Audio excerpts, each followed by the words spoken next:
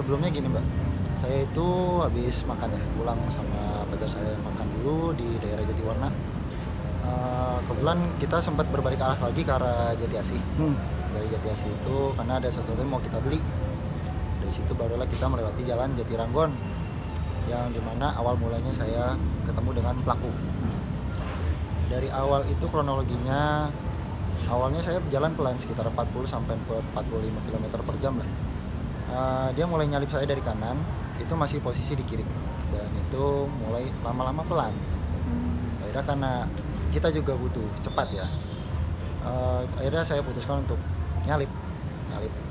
Untuk yang nyalip kedua kalinya ini pelaku itu ditambah dengan 1 unit lagi, itu bonceng 3 juga, isinya wanita semua, dan mereka ngobrol di tengah jalan. Ngobrol di tengah jalan karena kita merasa terganggu, akhirnya saya kelaksonan sekali lalu minggir.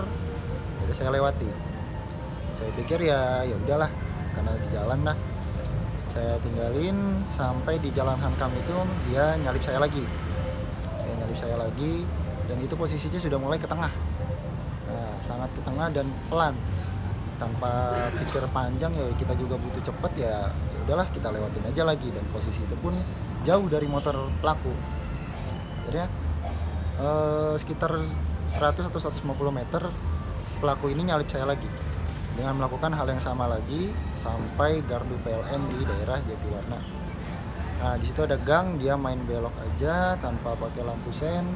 Nah, dengan jarak motor dia dengan mobil saya cukup dekat, kita juga refleks, akhirnya membanting setir ke kanan, dan di situ dia mulai memaki saya.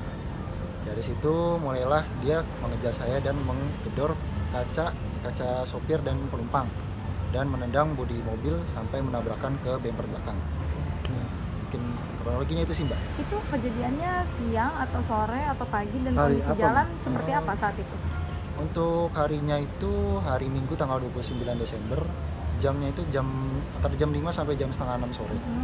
Untuk kondisi jalan situ lumayan agak padat ya, nggak terlalu ramai juga, cuman agak padat. Ketika dia memepet mobil Mas dan mengetuk-ketuk, apa yang mereka lakukan Mas? Apa ada omongan yang dikeluarkan gitu? Untuk kata lisan ancaman sih nggak ada Mbak. Dia cuman bilang turun lo, berhenti gitu aja.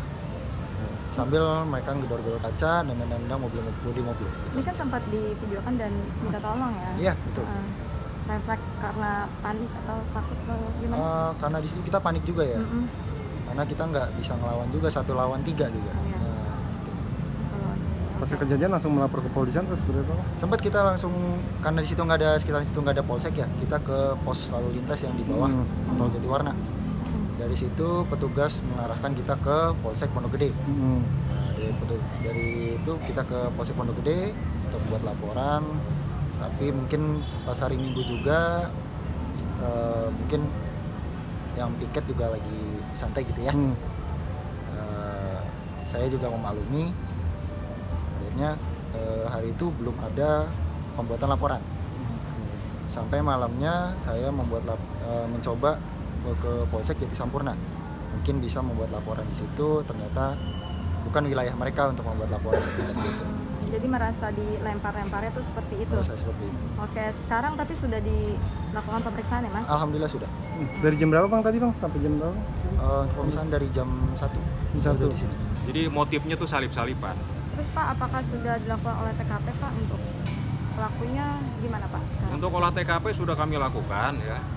Tim sudah bergerak juga di lapangan ya untuk mencari si pelaku ini guna menjelaskan ya atas perbuatan yang dilakukan tersebut. Motifnya apa? Untuk korban sudah diperiksa laporan? Untuk korban sudah diperiksa ya, pengemudi kendaraan tersebut ya. Sudah kami lakukan pemeriksaan. Ya. Jadi apa yang saya sampaikan itu berdasarkan dari keterangan si korban. Ada barang atau kendaraan rusak nggak Pak ini dari kejadian tersebut? Sampai sejauh ini kaca yang digedor itu memang belum ada kerusakan.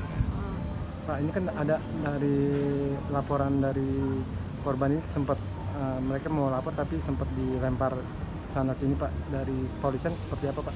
Nah itu sudah kami dalami. Jadi anggota yang piket pada hari tersebut ya dilakukan pemeriksaan secara internal terkait dengan dugaan adanya pelanggaran disiplin, pelanggaran SOP yang dilakukan oleh anggota piket yang pada saat itu bertugas. Untuk pemeriksaan sendiri dari Polres sendiri atau memang diturunkan dari Polda, Pak?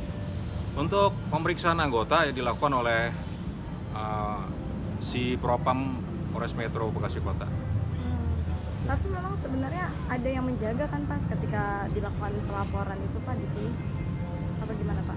Ada petugas piketnya, Heeh. makanya sedang kita dalami.